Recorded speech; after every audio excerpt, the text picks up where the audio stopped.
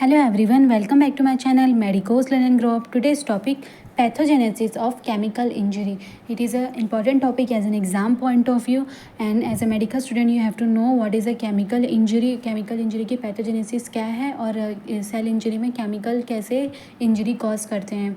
तो स्टार्ट करते हैं. तो केमिकल इंजरी क्या होती है? जो केमिकल के थ्रू सेल को इंजरी होती है उसको क्या बोलेंगे? Chemical injury. Cell injury by chemicals occur by two mechanism. जो सेल इंजरी होती है थ्रू द केमिकल वो दो मैकेनिज़्म में होती है. एक तो होता है direct cytotoxic effect and second conversion to reactive toxic metabolites. तो डायरेक्ट साइटोटॉक्सिक इफेक्ट में क्या होता है? जो केमिकल्स होते हैं वो सेल के पे जाते हैं और कंबाइन करते हैं और अपना इफेक्ट करते हैं जिसका साइटोटॉक्सिक इफेक्ट होता है, सेल की इंजरी होती है. और सेकेंड वाले में क्या होता है?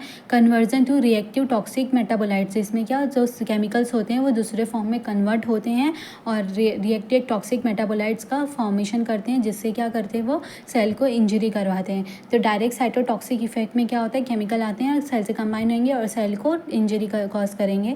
सम chemicals combine with components of the cell and produces direct cytotoxicity without requiring metabolic activation. तो जैसे सब कुछ केमिकल्स ऐसे होते हैं कि जो कि कंबाइन करेंगे जो सेल के कंपोनेंट्स हैं एंड प्रोड्यूस क्या करेंगे? Direct cytotoxic effects. जो साइटो सेल और सेल पे क्या टॉक्सिक इफेक्ट करेंगे without requiring any metabolic activation की रिक्वायर नहीं होती. वो डायरेक्ट जाते हैं सेल से कंबाइन करेंगे और क्या करेंगे? टॉक्सिक इफेक्ट कराएंगे सेल से और क्या सेल पे और सेल की इंजरी कॉज होगी. The damage occurs in cell which are involve metabolism of such chemicals. मतलब जो डैमेज होता है सेल में वो मेनली किस पे होता है? जहाँ पे वो केमिकल जाके मेटाबोलाइज होती है वहाँ पे मेनली वो सेल का डैमेज होता है. तो जैसे कि अभी केमिकल को लिए तो उसका मेटाबॉलिज्म कहाँ होगा? इंटेस्टाइन में, एलिमेंट्री कैनाल में. और उसका एक्सक्रीशन कहाँ से होगा? किडनी में. किडनी के थ्रू इसका एक्सक्रीशन होगा. तो वहाँ पे वो मेनली क्या करती है? डैमेज करवाती है. तो damage occurs in the cell which are involve, जो कि इन्वॉल्व होती है मेटाबॉलिज्म ऑफ सच केमिकल्स को इन्वॉल्व होती है मेटाबॉलिज्म करने में ये सब केमिकल के, वो मोस्टली डैमेज होती है. For example mercury chloride poisoning causes damage to the cell of alimentary canal. जो एलिमेंट्री ट्रैक्ट होती है वहाँ पे वो जहाँ पे वो एब्जॉर्ब होती है वहाँ पे वो इफेक्ट करती है, अपना साइटोटॉक्सिक इफेक्ट करेगी.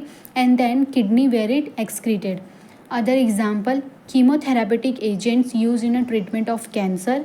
Toxic heavy metals such as a mercury, leads and iron. तो कीमोथेरेपिक एजेंट्स जो कि यूज़ होते हैं ट्रीटमेंट के कैंसर में वो भी क्या कर सकती है? ये भी एक टाइप है डायरेक्ट साइटोटॉक्सिक इफेक्ट का एग्जाम्पल है. और हैवी मेटल्स भी such as a mercury, leads and iron ये भी क्या एग्जाम्पल है डायरेक्ट साइटोटॉक्सिक इफेक्ट का. देन सेकेंड है conversion to reactive toxic metabolites, जिसमें क्या जो केमिकल्स होते हैं वो कन्वर्ट होते हैं एक टॉक्सिक फॉर्म में मेटाबोलाइट्स में और क्या करते हैं? साइटोटॉक्सिक इफेक्ट करते हैं सेल पे. This mechanism involve metabolic activation of chemical, जिसमें क्या वो क्या ज़रूरत होती है उनको? मेटाबॉलिक एक्टिवेशन की ऑफ केमिकल की to a toxin that interact with a targeted cell.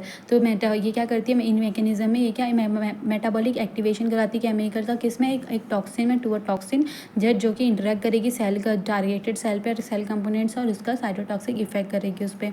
The targeted cell may not be the same cell that metabolise the toxin.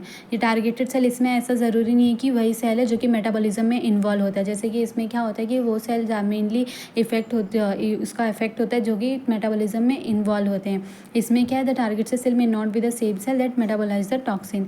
Example liver cell necrosis. Liver cell का death होना by the carbon tetrachloride that produces cell injury by conversion to highly toxic free radical. जो कि क्या ये जो tetrachloride chemical है वो convert होगी किसमें?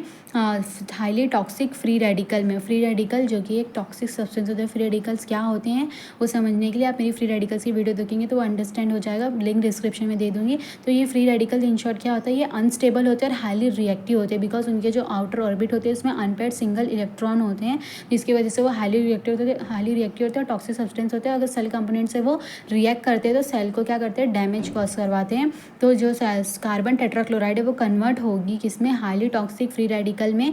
उसका मेटाबॉलिक एक्टिवेशन हो जाएगा, फिर वो क्या करेगी? क्या उसका सेल इंजरी कॉज करवाएगी. तो ये था पैथोजेनेसिस ऑफ केमिकल इंजरी जो कि दो टाइप्स से होती है, डायरेक्ट से और एक कन्वर्ट होएगी रिएक्टिव टॉक्सिक मेटाबोलाइट्स में. That's it.